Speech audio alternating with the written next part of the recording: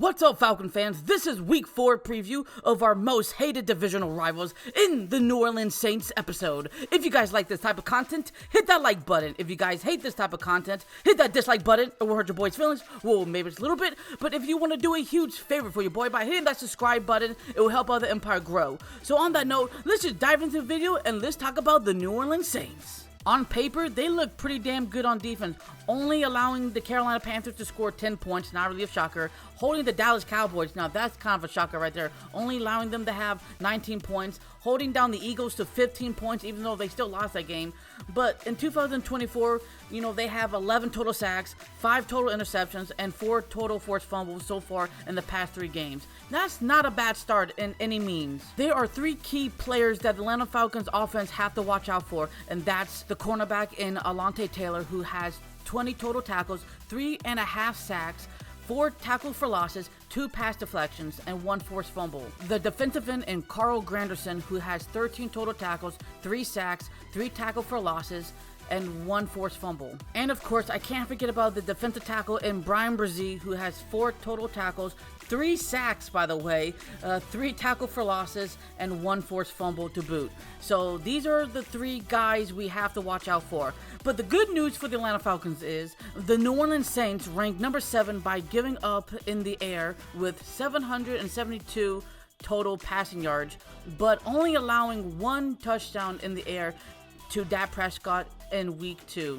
But the Saints secondary is actually pretty good. They have not allowed so far any wide receiver to get over 100 receiving yards so far. Now in week 1, obviously Adam Thielen was not going to get that. He got 3 receptions for 49 total receiving yards, 0 touchdown. In week 2 against the Cowboys, Jalen Tolbert caught 6 receptions, 82 receiving yards, 0 touchdown, and CD Lamb only caught 4 receptions for 90 yards and 1 touchdown, and that 1 touchdown because they didn't tackle him correctly, and he got that big touchdown play, but besides that, he was pretty much shut down. In a week 3, against the Eagles, Devontae Smith caught 7 receptions for 79 total receiving yards and 0 touchdowns. So they handle their business against the star power, and of course the other wide receiving core as well with all the other 3 teams. They handle their business as well. So when it comes to the run attack, they ranked number 8 in stopping the run, only giving up 298 total rushing yards. I know you guys are thinking that's pretty legit good, right? But looks can be deceiving, because remember, the Carolina Panthers don't have a star running back, and the Dallas Cowboys have lost their traditional running back power in prime Ezekiel Elliott and Tony Pollard, where the first time this season, the New Orleans Saints have to face a legit good running back in Saquon Barkley, where he ran all over them with 17 carries, with 147 total rushing yards and 2 rushing touchdowns to boot on the ground, obviously. So now let's talk about the New Orleans Saints offense side of the ball. I'll give you guys the quick rundown. They ranked number 23rd in total passing yards with 585, and they also ranked number 6 in total passing touchdowns in the air with 6. That's pretty good. So when it comes to the running side of the ball, they ranked number 6 in total rushing yards with 459 total rushing yards. And they ranked number 1 in rushing touchdowns with 6. And in the first 2 games of the season, they scored over 40 plus points until last week, where they only scored 12 points. Let's not get it twisted. Derek Carr is doing a really great job so far because he has Alvin Kamara, the running back, who's just doing a great job for him in the run game and in the receiving game. And of course, Chris Olave, their leading receiver, who has 12 receptions for 178 receiving yards and 1 touchdown so far. And of course, Rashid Shaheed, the other wide receiver, 7 receptions for 169 total receiving yards and 2 touchdowns. And then of course, the New Orleans Saints have their own brand new offensive coordinator in Clint Kubiak, and we all know what a Kubiak does. They like to use a lot of motions, play actions, and zone run schemes. So we're very familiar with that as being Atlanta Falcon fans. So now let's talk about the Atlanta Falcons side of the ball. So when it comes to the Atlanta Falcons passing game, we ranked number 20 in passing yards with 626 total passing yards, and we're actually tied with the Dallas Cowboys, the Houston Texans, the Oakland Raiders, I always do this, Las Vegas Raiders, the New York Giants, the 49ers, and the Tennessee Titans, and the Packers, and the Chargers, with 4 total touchdowns in the air. Wow, that was a mouthful to say. And when it comes to the rushing attack, we ranked number 18 in total rushing yards with 323. And of course, I didn't realize we only have one rushing touchdown this entire season, and that's Bijan Robinson. None of our wide receiving core has broken out a 100-yard game so far. I don't think that's going to happen this time. But the Atlanta Falcons have a great opportunity in using Kyle Pitts like how the Eagles did with Dallas Gardner with 10 receptions for 170 receiving yards, 0 touchdowns. But the crossing routes are absolutely a must for this Atlanta Falcons attack because Kyle Pitts should be doing those same thing. And I know Kyle Pitts is much more talented than that guy over there in Philadelphia, no offense. But so far, Kyle Pitts has been averaging less than 60 yards per game.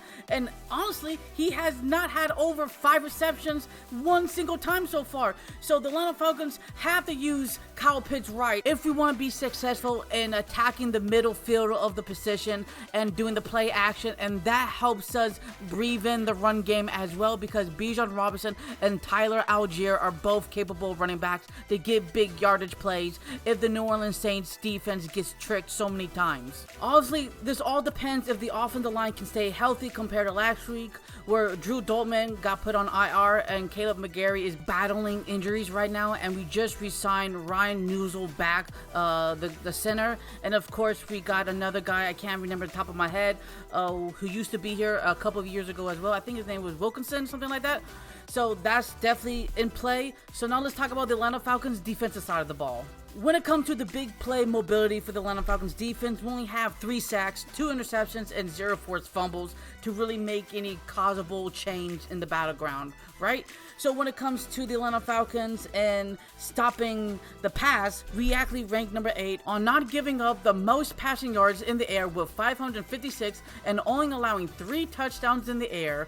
And of course, Rashid Rice just bamboozled us with getting 12 receptions for 110 receiving yards and 1 touchdown, and that's the only wide receiver has done so far. But we have completely shut down the tight end game so far in all 3 games. So when it comes to stopping the run, we ranked number 6 in giving up 451.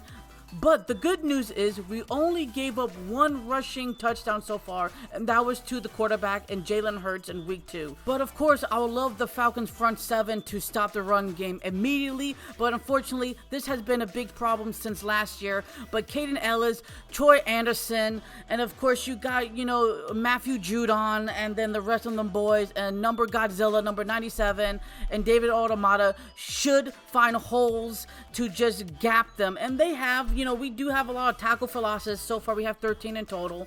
But I expect them to improve a lot better with, Jimmy Lake trying to improve this defense day by day. And I think that definitely can happen. But, it's a work in process as I can see it right now. And, of course, our 2-star safeties and Jesse Bates III and Justin Simmons will be the fear factor for us to control Derek Carr down the middle and making those big play mobilities eliminated for real. So keep that in mind. So now let's talk about our final predictions. So what is the verdict? I have the Atlanta Falcons beating the New Orleans Saints 23-20. Now, obviously, both teams are coming in with some serious injuries concerns, and we don't know if they're going to play or not. But the reason why I have the Atlanta Falcons winning, not because I'm just a biased Falcon fan and I hate the New Orleans Saints and their great, fantastic beignets, is because what happened last year in Week 18 where you guys demolished us 48-17, where you should have just kneeled, and you guys did dirty. Don't try to act like you guys didn't. That was pretty selfish. But besides that, we're coming back, getting that revenge, because a lot of the Falcon players from that year are here as well, and so this is going to be a great motivation just to stick it into you guys once again. So that's the only reason why I'm saying that we will win this game. So, if you guys lasted this long to the very end of the episode, thank you so much for taking your own personal time and day to watch these Falcon content videos. I love making videos for you guys. So, what do Falcons do? Rise up. Until the next episode, show love and peace to the world, and peace.